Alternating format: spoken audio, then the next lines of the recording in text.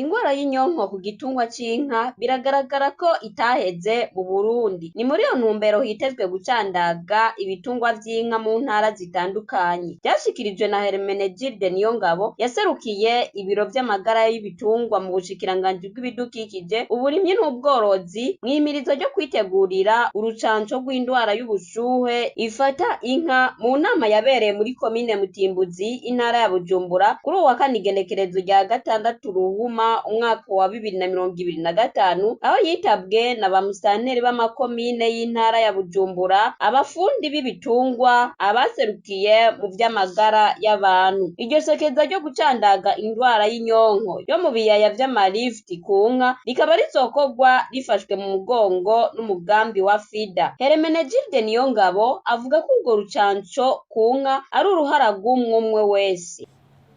Ingwara iyo imaze kwibonekeza mu kibanza kanaka haraba ibi bikorwa. Iyo rero bikozwe hariho kuba biza birikurikiza, ikindi naco tukaraba yuko ibiharuro biguma vyibonekeza kuri iyo ngwara. Kugera uno munsi turacabona ibimenyetso vy'uko iyo ngwara itaheze, haza haribonekeza ibiharuro hamwe n'ahandi. Rero muri ivyo ntumbero yo kuzitira tuguma tubandanya ducandaga. Yego mu dutora hakeyi dushobora muri iyo ntumbero yo kuzitira kubera zitaba zashoboye gukwira ko twobikora hose. Ni igikorwa novuga yuko kidakorwa n'umuntu umwe, akamo gashikira ubwa mbere aborozi kuko bamaze kumenyeshwa ko ico gikorwa catunganijwe, bo bategereza gutunganya bakumvira abatware, hama abatware nabo basabwa gufasha mu itunganya kugira ngo ntihagire uwo gisimba categereza kumushikira no kugira izo ncanco zishikire bose atayononekaye. Riserukira intwaro mu ntara, ku makomine, mazone n'imitumba ni ugufasha kumenyekanisha ico gikorwa kigiye kuba.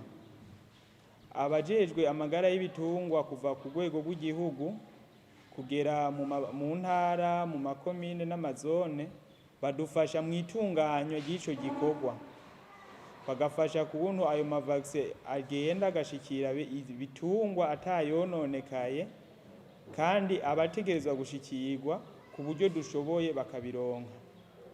Abajejwe amagara y'abantu nabone turabasaba ko badufasha cane mwibikwa ry'izo ncanco, twisunze yuko rimwe na rimwe abo baba bariko baracandaga bataba bafise uburyo bukwiye bw'ukuntu baguma babitse izo ncanco.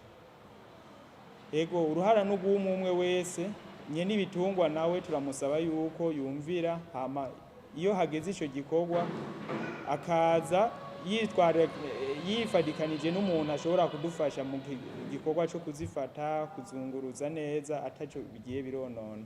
Avuga kandi ko iyo ndwara ishobora gufata ibitungwa n'abantu kuko yandukira bivanye n'uko inka ziza zirahura, biciye kandi no ku dukoko tumwe nk'imibu. Agasaba aborozi kuza barijukira gucandaga ibitungwa kandi bakirinda kuza barabisohora hanze. Abajejwe intwaro nabo bagasabwa kumenyesha abenegihugu bamenye igikorwa co gucandaga ko kiriho bacitegurire. Intara nazo zitezwe kuzoroswa iyo miti y'urucanco akaba ari Bujumbura, Bubanza, Cibitoki, Makamba, Kirundo na Cankuzo. Izo nazo akamenyesha ko baziyumviriye bisunze imipaka y'igihugu. Dieudonné Bizimana, umuyobozi mwishikira mu biro kwa Buramatari, yarakengurutse kuba ubwo rucanco ruzoba no mu ntara ya Bujumbura, akaba yamenyesheje ko yijukiye ubworozi cane bw'inka. Agasaba ko ubwo bworozi bwoshigikirwa nk'uko vyama. Agasaba kandi abafundi b'ibitungwa gukorana n'abajejwe intwaro kugira baze baroroherwa mu kwigisha ivy'ubworozi abenegihugu baze barahabwa inyigisho zitandukanye. Tubamenyeshe ko mu ntara ya Bujumbura hitezwe inka 2500 zizocandagwa.